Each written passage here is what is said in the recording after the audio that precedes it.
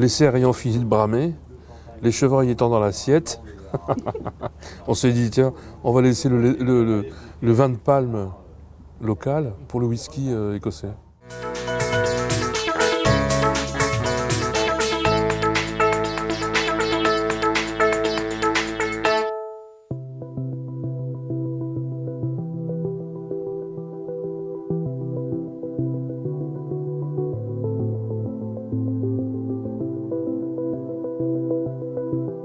Donc on est là ce soir pour fêter la 7e édition de l'Aberlour Hunting Club, donc notre restaurant éphémère qui fête et célèbre l'harmonie entre la haute gastronomie de gibier et les single malt d'Aberlour. Tous les ans, on s'est réunis dans un endroit insolite, donc cette année on est en plein cœur du domaine national de Saint-Cloud.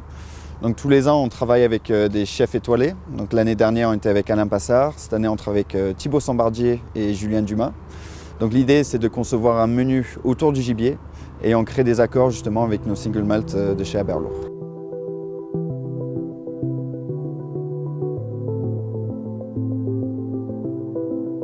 Nous, l'idée, c'est vraiment de leur apporter une expérience magique et puis qu'ils puissent vivre cette expérience à fond.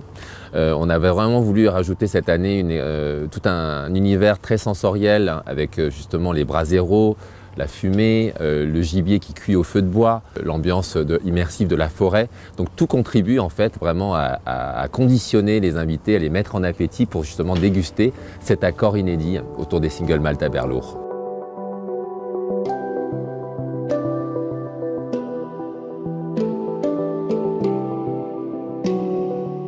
Ça correspond totalement à l'histoire qu'on avait envie d'écrire derrière ces whiskies.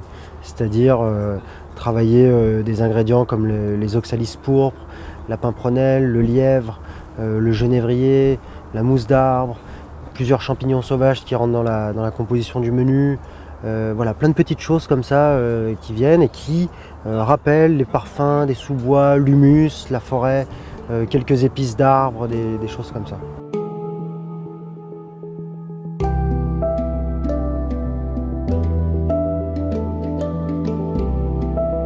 C'est un peu comme si vous rentriez petit à petit dans une forêt.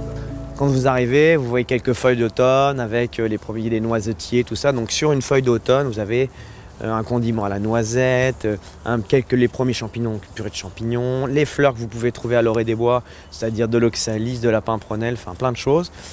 Et puis pour vous amener jusque dans les bois, on vous met une petite cuillère de mousse d'arbre. On a récolté sur les écorces de la mousse. Et on l'a coupé, après on en a fait une sorte de granité, donc c'est vraiment un truc sympa.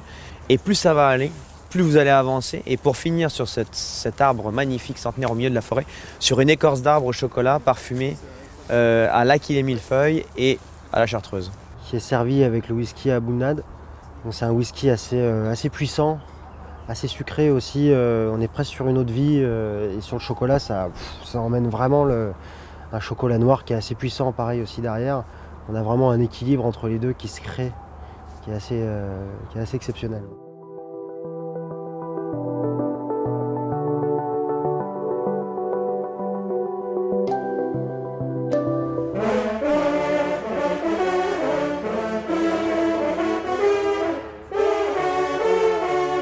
L'arrivée de notre Aberlour 40 ans, édition limitée.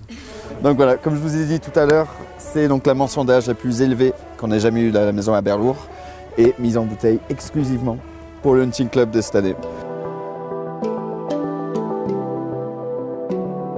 Une chose qui est très étonnante pour moi, c'est quand on travaille avec un whisky hors d'âge, un whisky aussi vieilli qu'un 40 ans d'âge, vous allez sentir justement des notes de chêne sur le nez, tout à fait normal parce qu'il a passé 40 ans en fût.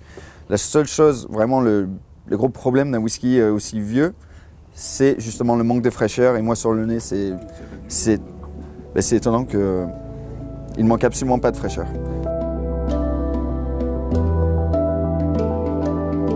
Et on va trouver justement l'équilibre intéressant entre le côté un petit peu épicé du 40 ans avec la viande du gibier. Bonne dégustation à tous et bon appétit!